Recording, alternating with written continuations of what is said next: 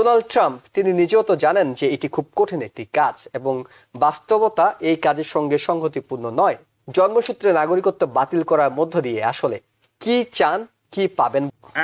Donald Trump সহ আজকে যারা বলেন যে আমরা আমেরিকার একদম নিজস্ব, তাদের সবাই পূর্বপুরুষরা কিন্তু ইমিগ্রেন্ট ছিলেন, তারা ইমিগ্রেন্টদের বংশোদ্ভূত। এতটা পরিষ্কার বিষয় কেন প্রেসিডেন্ট দিয়েছেন? তিনি কি কনফিডেন্ট যে কোথাও না কোথাও তিনি এটি পাশ করে নিতে পারবেন? এটার মূল উদ্দেশ্য হলো minorities are becoming majority in this country. রিপাবলিকানদের ভয় হলো এই ইমিগ্রেন্টরা বেশিরভাগ ক্ষেত্রেই around 60+% immigrants are supporting Democrat. তো তাদের ভয় হলো অদূর ভবিষ্যতে এই minorities will become the majority and they will take over the city, state and federal পাওয়ার।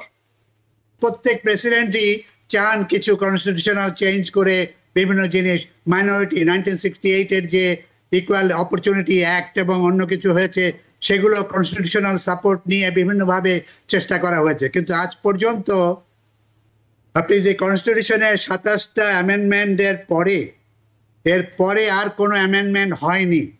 যে প্রসেস পদ্ধতি রয়েছে এই পদ্ধতিতে যেতে করিম সাহেব বলছেন 2 বছর বা 1.5 বছর, 2 বছর বা 3 বছর লাগতে পারে, কিন্তু আমার কাছে মনে হয় এটা একেবারেই সম্ভব হবে না, কারণ 2 বছরের ভেতরে mid term election. Donald Trump তিনি নিজেও তো জানেন যে এটি খুব কঠিন একটি কাজ এবং বাস্তবতা এই কাজের সঙ্গে সংগতিপূর্ণ নয়। তারপরেও তিনি প্রথম দিন যে কাজগুলো করতে চাইছেন, তার মানে তিনি সেগুলো করার পরিকল্পনা আছে এবং সামনের দিনগুলোতে করতে অব্যাহত চেষ্টা চালিয়ে যাবেন। তিনি এই জন্মসূত্রে নাগরিকত্ব বাতিল করার মধ্য দিয়ে আসলে কি চান, কি পাবেন বলে আপনার কাছে মনে হয়? ধন্যবাদ জুয়েল ভাই। এটা আমাদের জাতিকে কোনো নতুন কোনো বিষয় না যে এখানকার যারা অবৈধ নাগরিক, যারা অবৈধ বলা যাবে না, আনডকুমেন্টেড এলিয়েনদের যে সমস্ত সন্তান এখানে জন্মগ্রহণ করবেন তাদের বিষয়ে রিপাবলিকানদের দীর্ঘদিনের একটা আপত্তি রয়েছে এবং তারা মনে করে যে এখন ইমিগ্রেন্টদের একটা বিশাল অংশই ডেমোক্রেট সাপোর্টার এবং এদেশে বিশেষ করে যারা নব্য ইমিগ্রেন্ট তারাই এখন মেজরিটি হয়ে যাচ্ছে। আমি আশা করি আমাদের দর্শকরা বুঝতে পারবেন যে বিভিন্ন দেশে মাইনরিটি গ্রুপগুলোই এখন বিভিন্ন স্টেটে মেজরিটিতে রূপান্তরিত হচ্ছে, এখানকার যে ট্রেন্ড। অতএব ক্ষমতার ভারসাম্য যাতে রিপাবলিকানদের হাতে থাকে সেই জন্য রিপাবলিকানরা ইমিগ্রেন্টদের উপরে একটু চোয়াও আছে। একটু হিস্টোরিক্যালি যদি আমরা পিছনে যাই, ডোনাল্ড ট্রাম্প সহ আজকে যারা বলেন যে আমরা আমেরিকার একদম নিজস্ব, তাদের সবাই পূর্বপুরুষরা কিন্তু ইমিগ্রেন্ট ছিলেন, তারা ইমিগ্রেন্টদের বংশোদ্ভূত। তো কেন করছে এই কাজটা সে ইমিগ্রেন্টদের বিপক্ষে?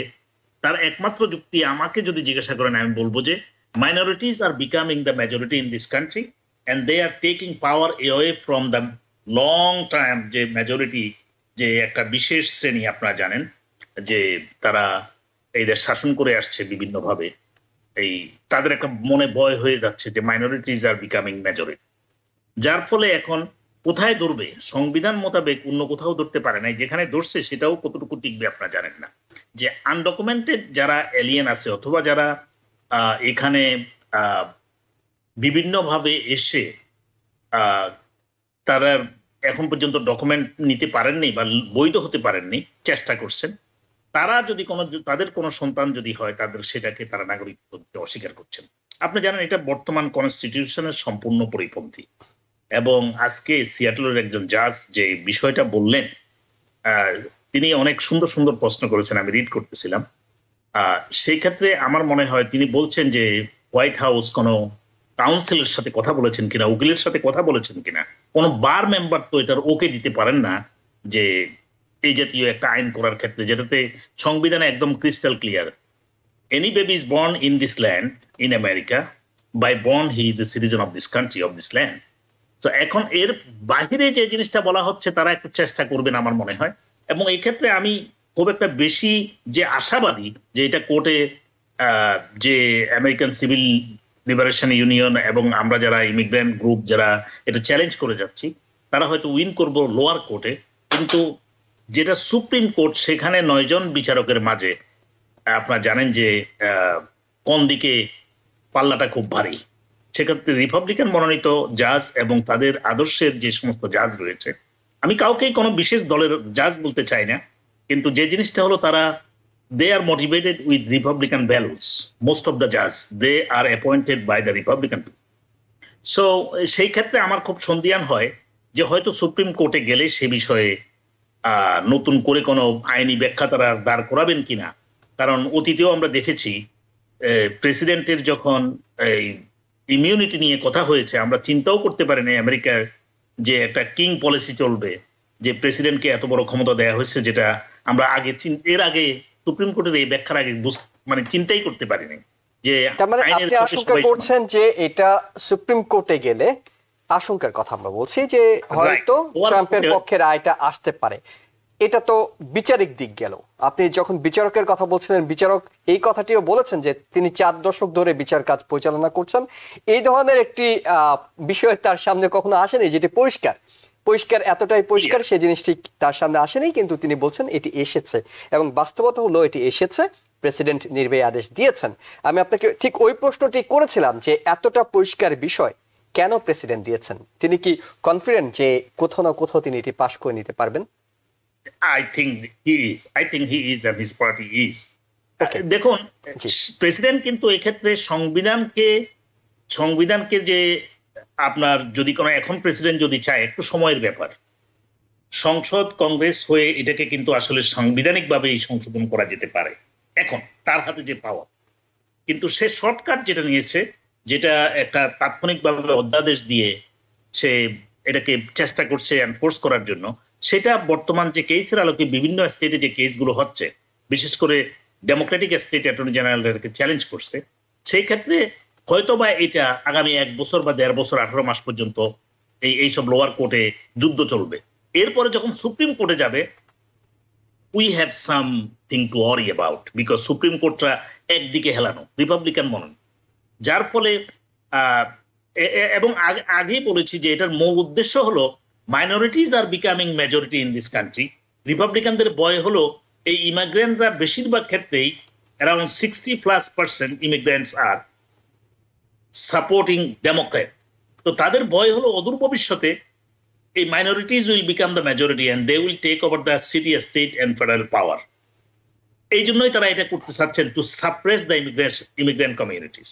ওকে, আমি একটু প্রফেসর ডক্টর শফিকুর রহমান আপনার কাছে জানতে চাই, সেটি হলো যে সংবিধান, যখন আমরা কথা বলছিলাম তখনই দা হিলে একটি নিউজ দেখছিলাম যে টেনেসির একজন রিপাবলিকান কংগ্রেসম্যান, তার নাম অ্যান্ডি অগলেস, তিনি বলছেন যে এমনকি তিনি এই ধরনের একটা প্রস্তাবও আনবেন যে সংবিধান সংশোধন করে ডোনাল্ড ট্রাম্পকে 3য় মেয়াদে প্রেসিডেন্ট হিসেবে রাখা যায় কিনা। অর্থাৎ আমেরিকার সংবিধানকে নানা কাটাছেঁড়া করার পরিকল্পনা হচ্ছে এবং তিনি বলছেন যে তিনি এই ধরনের একটা প্রস্তাব আনতে যাচ্ছেন যাতে কনস্টিটিউশনটাকে সংশোধন করা যায়। যাই হোক, কনস্টিটিউশন বলছে জন্মসূত্রে নাগরিকত্ব থাকবে। এই কনস্টিটিউশনটাকে যদি চেঞ্জ করতে হয় এবং এই অধিকারটা যদি বাদ দিতে হয়, যেটি করিম চৌধুরী বলছেন যে বিচার ব্যবস্থাপনায় গিয়ে শেষ পর্যন্ত সেটি হয়ে যেতেও পারে, আপনার কাছে জানতে চাই শুধুমাত্র বিচারিক ব্যবস্থাপনা দিয়ে কি এটি সম্ভব হবে, নাকি কংগ্রেস, সেনেট এবং অন্যান্য জায়গায় যে 2/3 ভোটের বিষয় আছে, অর্থাৎ বিষয়টা একটু পরিষ্কার হওয়া দরকার। চাইলে কি সংবিধান পরিবর্তনগুলো করা সম্ভব হবে? আমার কাছে এটা মনে হয় না। আমার কাছে মনে হয় না। এই জন্য এর আগেও বিভিন্ন সময় সেই প্রেসিডেন্ট কেনেডি থেকে শুরু করে কার্টার এবং অন্যান্যরা চেষ্টা করেছে, রেগান, বিভিন্ন সময় বিভিন্ন জিনিস। প্রত্যেক প্রেসিডেন্টই চান কিছু কনস্টিটিউশনাল চেঞ্জ করে বিভিন্ন জিনিস, মাইনরিটি 1968-এর যে ইকুয়াল অপরচুনিটি অ্যাক্ট এবং অন্য কিছু হয়েছে, সেগুলো কনস্টিটিউশনাল সাপোর্ট নিয়ে বিভিন্নভাবে চেষ্টা করা হয়েছে। কিন্তু আজ পর্যন্ত আপনি যে কনস্টিটিউশনের 27টা অ্যামেন্ডমেন্টের এরপরে আর কোনো অ্যামেন্ডমেন্ট হয়নি এবং এই অ্যামেন্ডমেন্ট করার জন্য কনস্টিটিউশনকে পরিবর্তন করার জন্য আপনার আর কংগ্রেসে তো 3/4 ভোট লাগবে, কিন্তু তারপরেও যেটা লাগবে সেটা হচ্ছে যে স্টেটে বিভিন্ন স্টেটে কনস্টিটিউশনের মেজর চেঞ্জগুলো করার জন্য বিভিন্ন স্টেটের এবং 51% of the states have to support. তো এখানে আমার মনে হয় না এটা খুব একটা বড় রকম চেঞ্জ, মানে কোন রকম সাকসেসফুল হবে। আমার কাছে যেটা মানে যদি এটা সুপ্রিম কোর্টে যায়ও, করিম সাহেব বলেছেন ঠিকই, সুপ্রিম কোর্টে আমরা জানি যে 6 জন এবং 3 জন, 9 জনের ভেতরে 6 জন রিপাবলিকান আর 3 জন রয়েছে ডেমোক্র্যাট জাস্টিসেস। মানে তারা মনোনীত, নিয়োগপ্রাপ্ত, হ্যাঁ, তাদেরকে বলা যায় না তারা নিয়োগ পেয়েছেন। সুপ্রিম কোর্টের জাজরা নির্বাচিত নয়। রাইট।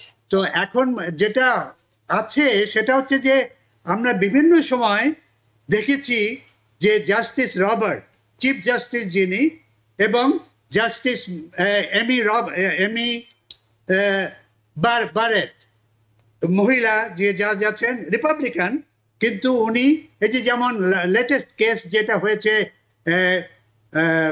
প্রেসিডেন্ট ডোনাল্ড ট্রাম্পের বিরুদ্ধে, যে তার লোকাল জাস্টিসের যে জাজমেন্টটা ওটা ডিলে করা হোক, এই যে কেস ছিল, এটাই কিন্তু জাস্টিস এমি ব্যারেট এবং জাস্টিস রবার্ট ডেমোক্র্যাটদের সাথে গিয়ে 5-4 ওরা হেরে গেছে, রিপাবলিকানরা হেরে গেছে।